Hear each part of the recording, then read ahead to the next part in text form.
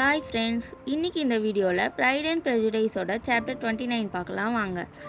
Lady Catherine வீட்டுக்கு dinner கூப்பிட்டுருந்தாங்களே, அதுக்கு எல்லாருமே தயாராகிறாங்க. மிஸ்டர் காலின்ஸ் அவங்களுக்கு அந்த வீட்டை பற்றி எதெல்லாம் எதிர்பார்க்கலாம், அந்த வீட்டு ஆளுங்களை பற்றி அப்படி இப்படின்னு ஏதாச்சும் ஒன்று அவர் சொல்லிவிட்டு எல்லாருக்கும் சொல்லிகிட்ருக்காரு. அதுக்கப்புறம் எல்லாம் ரெடியானதும் நடந்தே போகிறாங்க. கொஞ்சம் பக்கத்தில் தானே இருக்குது, நடந்தே போகிறாங்க. அங்கே லேடி கேத்ரின் இவங்கள நல்ல முறையில் வரவேற்கிறாங்க. அதுக்கப்புறம் எல்லோரும் ஒரு ரூமில் உட்காந்துருக்காங்க. மிஸ்டர் காலின்ஸும் சார்லோட்டும் அறிமுகத்தெல்லாம் பண்ணி வைக்கிறாங்க. சார் வில்லியம் அவரை சுற்றி அந்த அறையோட பிரம்மாண்டத்தை பார்த்து ரொம்ப ஒரு அசந்து போயிட்டார். மரியாவுக்கு கொஞ்சம் ஒரு மாதிரி பயமாக இருக்க மாதிரி இருந்தது. அவளுக்கு என்ன பண்ணுறது ஏது பண்ணுறதுன்னு எனக்கு தெரியாமல் அப்படியே சேரில் நுனியில் உட்காந்துட்ருக்கா. எலிசபெத்தோ அவளுக்கு எதாக இருந்தாலும் சமாளிச்சிடலாம் அப்படிங்கிற மாதிரி ஆள் தானே. அவளுக்கு அதெல்லாம் எதுவும் இல்லை. முன்னாடி இருக்கிறவங்கள நோட் பண்ணிவிட்டு அப்படி இருந்தாள். லேடி கேத்ரின் ரொம்ப உயரமாகவும் பெரிய பெண்மணியாக இருந்தாங்க. அவங்க பேசின ஒவ்வொரு வார்த்தையுமே அவங்களோட முக்கியத்துவத்தை காட்டுற மாதிரி ரொம்ப ஒரு அதிகாரமான ஒரு தொனியில் இருந்துச்சு.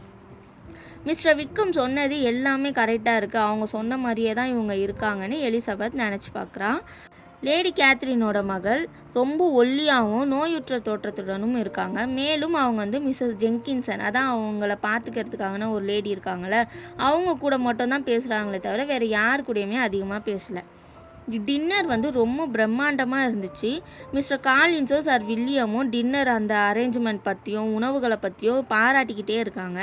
எலிசபெத் சார்லோட்டுக்கோ லேடி கேத்ரினோட மகளுக்கோ இடையே உட்காந்துட்டு இருந்தா. சார்லோட் லேடி கேத்ரின் பேசுகிறதையே கேட்டுட்டு இருந்தா. அவளுக்கு இந்த பக்கம் இருந்தால் அவங்களோட பொண்ணு வேறு யார் கூடயுமே எதுவுமே பேசல. அவங்க சைலண்ட்டாக இருக்காங்க. இதனால் எலிசபெத்தால் பேசுகிறதுக்கான ஒரு வாய்ப்பே இல்லை. டின்னர்லாம் சாப்பிட்டு முடிஞ்சதுக்கப்புறமேட்டு ட்ராயிங் ரூமில் உட்காடுறாங்க. அங்கே லேடி கேத்ரின் தான் அதிகமாக பேசிகிட்டு இருந்தாங்க. அவங்க எல்லா விஷயத்துலேயும் அவங்களோட கருத்தை ரொம்ப உறுதியான முறையில் தெரிவிக்கிறாங்க.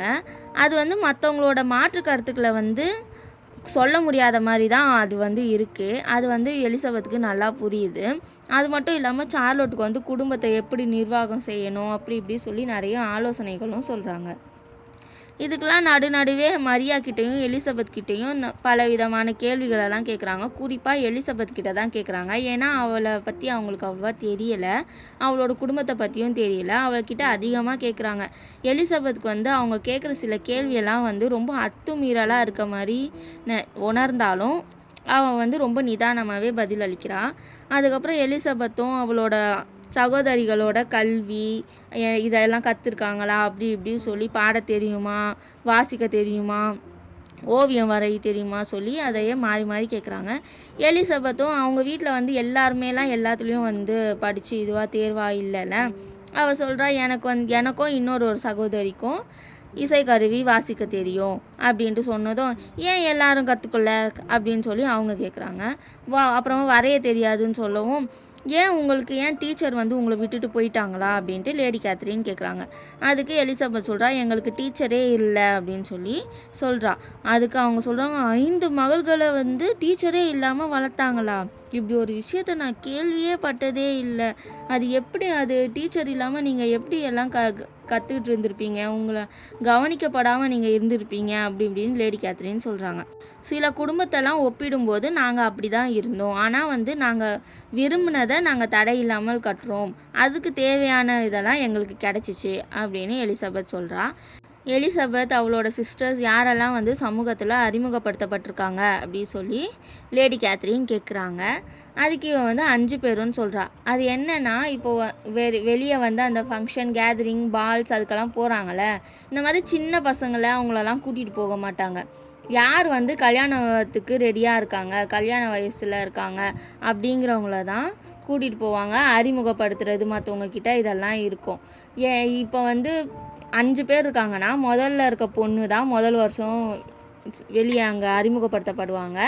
அதுக்கப்புறம் அவங்களுக்கு மேரேஜ் ஆனதுக்கப்புறம் அடுத்த பொண்ணுன்னு இந்த மாதிரி தான் வரும். ஆனால் இங்கே பெரியவளான ஜேன்கே இன்னும் கல்யாணம் ஆகலை. ஆனால் 5 பேருமே அறிமுகப்படுத்தப்பட்டிருக்காங்க. அதை பார்த்து லேடி கேத்ரின் அது ரொம்ப இதுவான ஒரு விஷயமாக அவங்க பார்க்குறாங்க. அதை ஒரு குறையாக சொல்கிறாங்க. அதுக்கப்புறம் எலிசபெத் சொல்கிறா, பெரியவங்களுக்கு திருமணம் ஆகலை அப்படின்றதுக்காக இளையவர்களோட சந்தோஷத்திற்கு தடை செய்வது நியாயம் இல்லை அப்படின்ட்டு நான் நினைக்கிறேன். அவங்க வயதுக்கு அவங்களுக்கு என்ன விஷயம் கிடைக்கணுமோ, எதெல்லாம் அவங்க பார்க்கணுமோ அதெல்லாம் அவங்க அனுபவிக்கணும். அதற்கு தடையாக இருப்பது வந்து ஒரு பாசமே இல்லாத ஒரு விஷயம்னு நான் நினைக்கிறேன்னு எலிசபெத் சொல்கிறா. இவ்வளவு சின்ன வயசில் உன்னோட கருத்தை வந்து இவ்வளோ உறுதியாக நீ வைக்கிறியே, உன்னோட வயசு என்ன அப்படின்னு லேடி கேத்ரின் கேட்குறாங்க. எலிசபெத் வந்து அவளோட வயசை வந்து ஸ்ட்ரெயிட்டாக சொல்ல மாட்றா. அவள் எப்படி சொல்கிறான்னா, எனக்கு கீழே இத்தனை தங்கச்சி இருக்காங்க அப்படி இப்படின்னு கொஞ்சம் இதுவாக சொல்கிறா. நேரடியாக பதில் கிடைக்கலன்னு லேடி கேத்ரினுக்கு வந்து அதுவே கொஞ்சம் ஆச்சரியமாக இருக்குது, என்ன இப்படியெல்லாம் பேசுகிறா அப்படின்ட்டு. லேடி கேத்ரினுக்கு திமிருடன் அதான் ஒரு மாதிரி இந்த மாதிரி பேசுகிற முதல் பொண்ணு நானாக தான் இருப்பேன்ட்டு எலிசபெத் யோசிக்க ஆரம்பிக்கிறான்.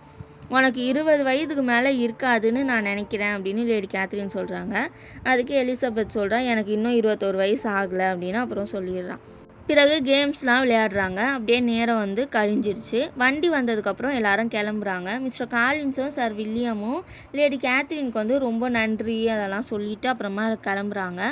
வண்டியில் ஏறின அடுத்த செகண்டே வந்து மிஸ்டர் காலின்ஸ் வந்து எலிசபெத் கிட்டே கேட்குறாரு, இந்த மாதிரி லேடி கேத்ரின் பற்றி சொல்லு, எப்படி நீ பார்த்தது எப்படி அப்படி இப்படின்னு கேட்குறாரு. அவளுக்கு வந்து அதெல்லாம் ஒன்றும் பெருசாக சொல்லணுன்ட்டு இல்லை, ஆனால் சார்லோட்டுக்காக கொஞ்சம் சாதகமாக அப்படியே சொல்கிறா. ஆனால் அவள் பேசுகிறது வந்து மிஸ்டர் காலின்ஸ்க்கு வந்து போதுமானதாக இல்லை அவளோட பாராட்டு. அதுக்கப்புறம் அவரே ஆரம்பிக்கிறார் அவங்களோட பெருமையும் புகழையும் சொல்கிறதுக்கு. இதோட இந்த சாப்டர் முடியுது. அடுத்த சாப்டரில் பார்க்கலாம் ஃப்ரெண்ட்ஸ். பாய்.